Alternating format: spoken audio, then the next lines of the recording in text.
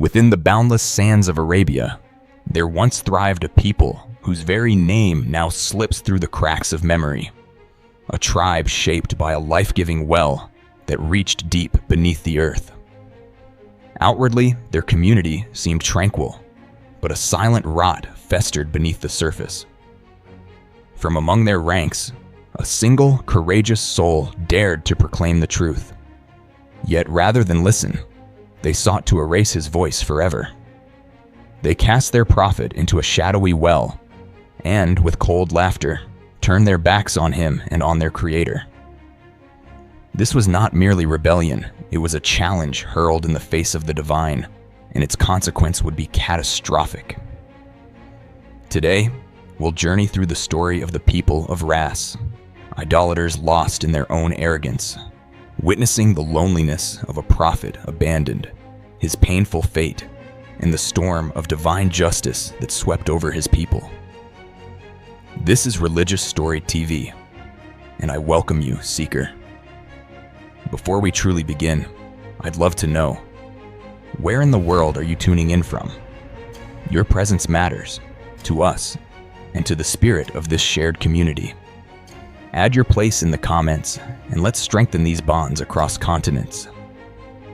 Now, as we step back into the distant ages between Basra and Yamama, under the blistering Arabian sun, life clung fiercely to a single, gigantic well, the only source of water for miles around, known as Rass. This oasis allowed a tribe to bloom in a place otherwise scorched by heat and thirst. Their existence, a gift from Allah, was starting to fray. Amid an unyielding drought, the land withered. Once green valleys surrendered to the march of the desert. On a sweltering day, the villagers prepared a desperate ritual. In the center of their town stood a silent testimony to their hopes and fears. Countless idols, dressed in shimmering cloths, lined up like monarchs awaiting tribute. Drums pounded out frantic rhythms. Fires formed a burning ring. Animals, destined for sacrifice, trembled beneath the branches of a sacred tree. The elders orchestrated the ritual's climax, anxious for rain. For the well itself was fading, its depths slowly emptying. Amidst this, a lone prophet confronted their idolatry. Some remembered him as Hanzala bin Safwan, others named Shu'aib or Ilyas, sent by the one who rules over all to awaken these people to the forgotten truth. He spoke of the true source of life and death, urging them to forsake lifeless statues, trees, and man-made gods. His words fell on deaf ears. The tribe jeered, branding him a sorcerer, blaming him for their misfortunes. They twisted the recent drought into a kind of proof, accusing him of causing the sacred trees to wither, believing only his blood could restore favor. At night, under flickering lamps, the chieftains hatched a sinister plan. This troublemaker has ruined our traditions. Rain evades us because of him. Their scheme was cruel. Lure him to their hallowed well and erase his voice forever. They summoned the prophet with feigned intentions of peace. But as he approached the dried-up well, its mouth choked with stones, he sensed their deceit. Yet he did not flee. Instead, he addressed them with a voice heavy with sorrow. "My brothers, why do hatred and malice fill your hearts?" The response was merciless. At a signal, 5 men seized him, stifled his voice with cloth, and bound him tightly. Drained of speech and freedom, he was dragged to the well, his own sanctuary, now his tomb. No outbursts escaped his lips, only laments for his people's self-destruction. Perhaps a few hearts trembled at his final plea, but the leaders barked their scorn. With a ruthless shove, they thrust him into the stony maw. Bones shattered, flesh torn, he lay suffering in darkness. "Let animals finish what we have begun," sneered a chief, walking away.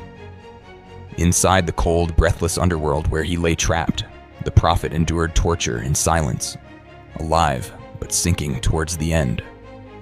They smothered the opening with boulders, burying alive the voice of truth. Days crawled by. He, bloodied and parched, drew his last breaths in whispered supplication. "My Lord, you see all. My task is done. I am content with you, but not with these people." On the 5th day, his soul slipped free, and a piercing light gleamed through the cracks among the stones. Above, the villagers reveled in ignorance, still performing their rituals, oblivious to the trembling earth beneath their feet. Dark clouds amassed, filled with divine wrath. Even as animal cries and thunder signaled the arrival of a reckoning, festivity continued, the weight of their prophet's murder falling unnoticed onto the very soil. Let us now unravel the path that led them to this calamity. Long ago, the people of Rass had once basked in prosperity, verdant valleys, ample harvests, homes abundant with fruit and grain. Their riches, described by historians like Tabari and Ibn Kathir, mirrored the fortune of ancient Saba. Their orchards and fields rivaled paradise itself. But as years passed, gratitude soured into insolence. Like Thamud and Ad before them, idolatry bloomed where thankfulness died. It is said their moral decay mirrored the people of Lot. Their journey into ruin began innocently, with the veneration of an ancient pine at their city's heart, an old tree some believed was planted by Noah's own kin. Over time, reverence warped into ritual. Ribboned cloths adorned its branches. Milk poured at its roots, each blessing attributed to its supposed sanctity. Priests constructed elaborate rites. As the tree's seeds spread to 12 neighboring villages, new saplings became repositories of superstition. Sacred waters, once for all, were now reserved for the elite. Ordinary folk, and even animals, were denied. Those who defied these new taboos were heavily punished. Some perished just for daring to taste the spring. Over generations, feasts and ceremonies swelled in grandeur and fear, until spectacle eclipsed substance. Each month, every village worshipped its tree.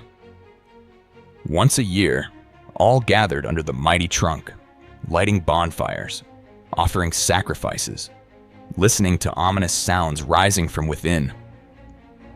The wind's whistle, mistaken for the voice of the tree, echoing the golden calf of Musa's era. Yet behind the veil, some doubted.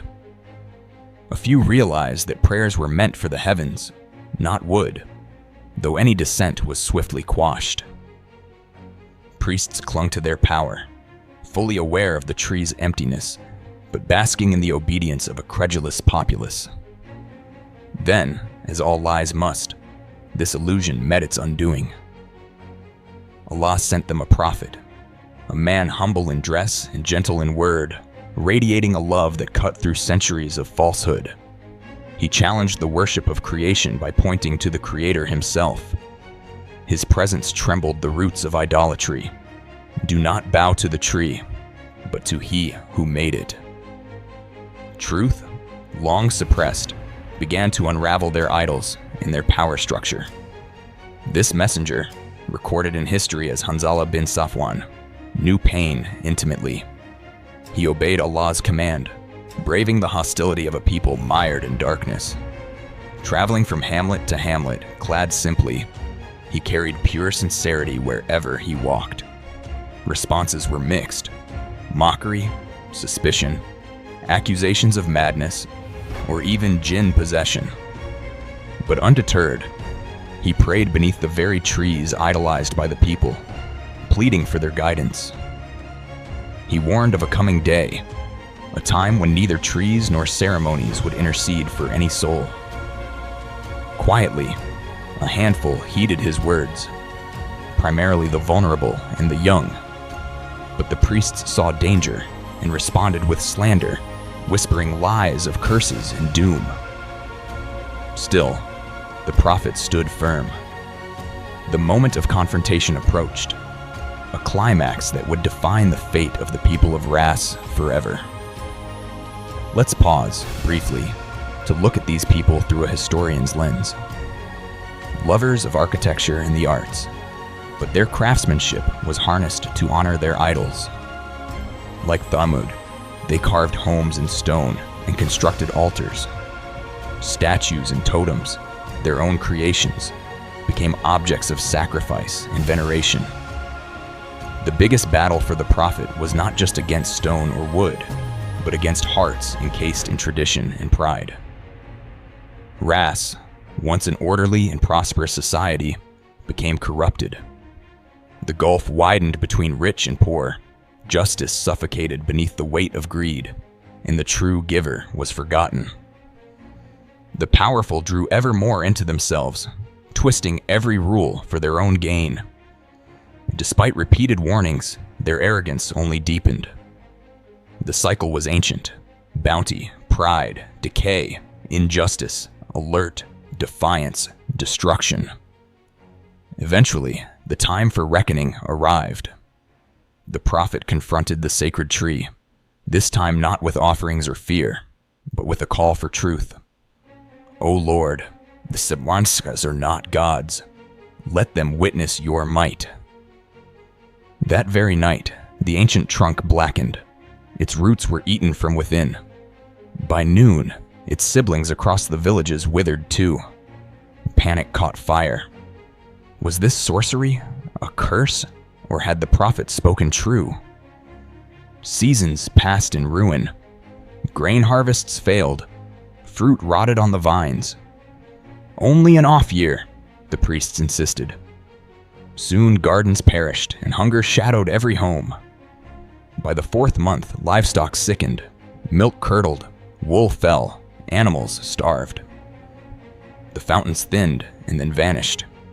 Water, once a symbol of strength, failed them. Still, the proud clung to denial, branding their misfortune as the prophet's vengeance, not a final call from Allah.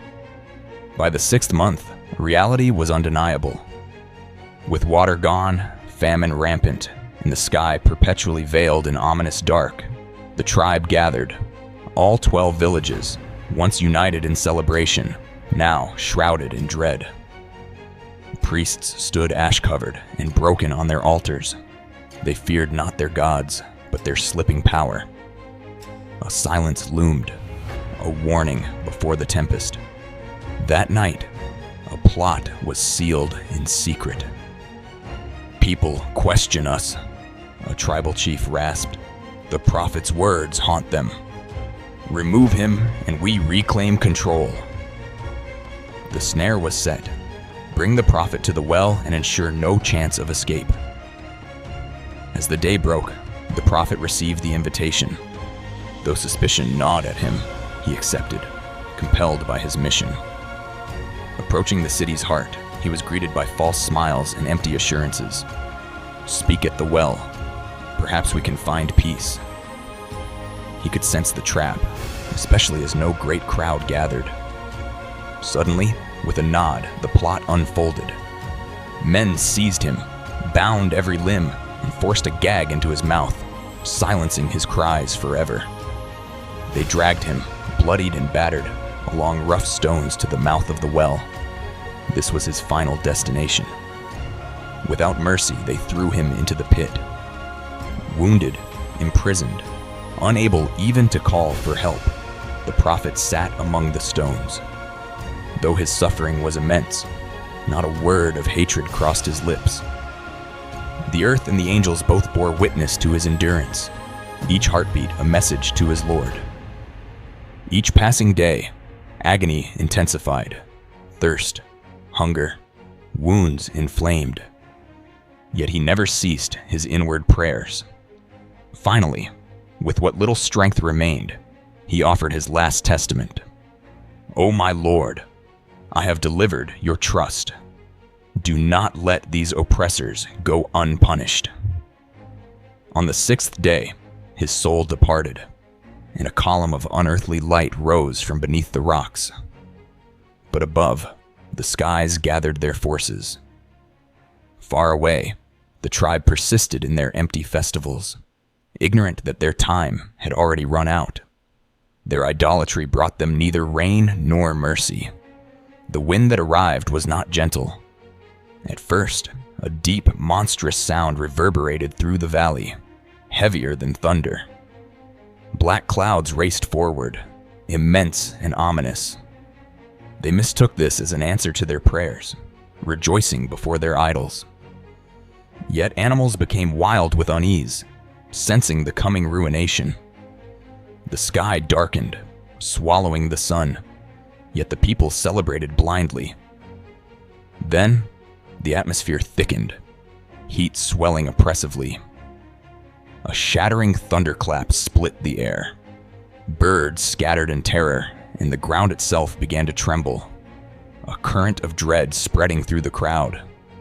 Lightning lashed the earth, panic erupted, and from below, a monstrous rumbling approached. This was no ordinary quake.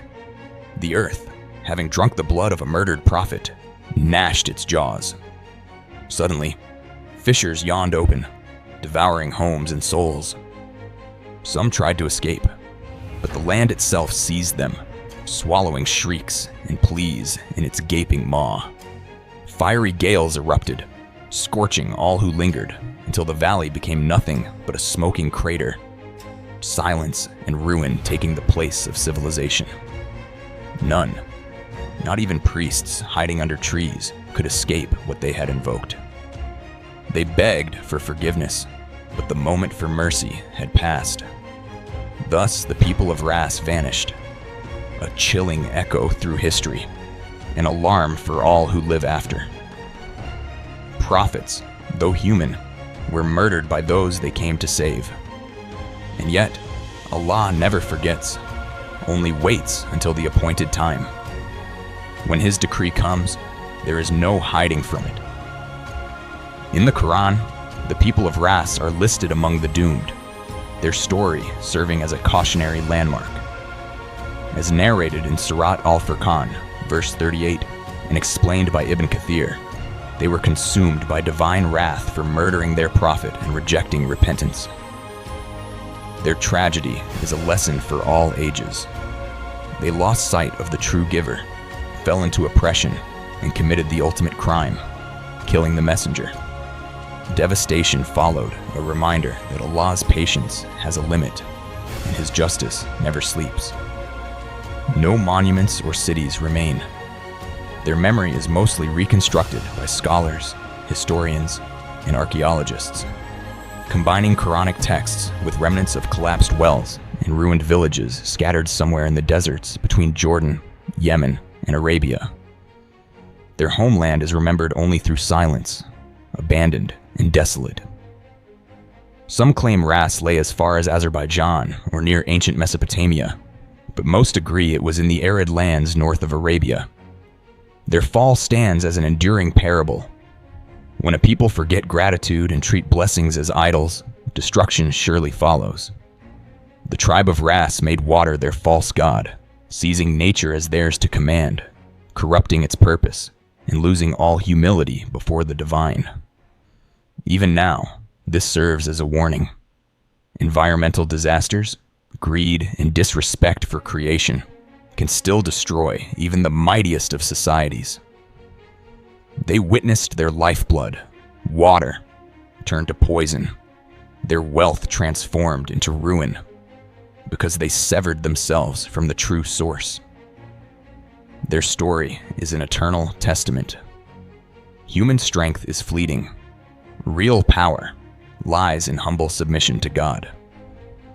History speaks, not only from the dust of the past, but as urgent advice for the living. The destruction of Rass is not merely an ancient episode, but a pattern humanity is still all too capable of repeating.